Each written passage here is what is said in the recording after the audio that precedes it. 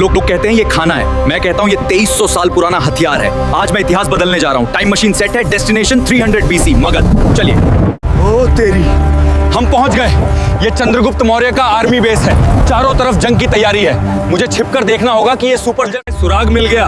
वो सैनिक, वो भुने हुए चने को पत्थर से पीस रहा है। सत्तू, उस जमाने का इंस्टेंट प्रोटीन पाउडर। दिमाग देखिए, इन्होंने सत्तू में मसाले मिलाए और उसे आटे की ढाल में पैक कर दिया। ये सिर्फ टेस्ट नहीं, एनर्जी को लॉक करने का तरीका है।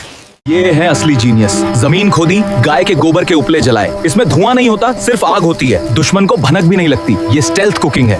ये लिट्टी हफ्ते भर खराब नहीं होती। सैनिक इसे कमर में बांध लेते हैं। ये दुनिया का पहला पोर्टेबल मील था। यहाँ जान पर बनी है, लेकिन जब खाना पकाने का टाइम नहीं होता तो यही सूखी लिट्टी इनकी जान बचाती है। ये इनका सर्वाइवल किट है। भागो। युद्ध खत्म हुए, लेकिन लिट्टी बच गई। ये सैनिकों के बैग से निकलकर बिहार के किसानों के खेतों तक आ गई। और फिर इसमें जुड़ा देसी घी और बैंगन का चोखा। एक वॉर फूड बन गया, दुनिया का सबसे बेहतरीन सोल फूड। तो अगली बार जब लिट्टी को घी में डुबो तो याद रखना, तुम सिर्फ लिट्टी नहीं, चंद्रगुप्त मौर्य की सेना का दम खा रहे हो। ऐसी ही ऐतिहासिक यात्राओं के लिए चैनल को अभी सब्सक्राइब करें। जय बिहार।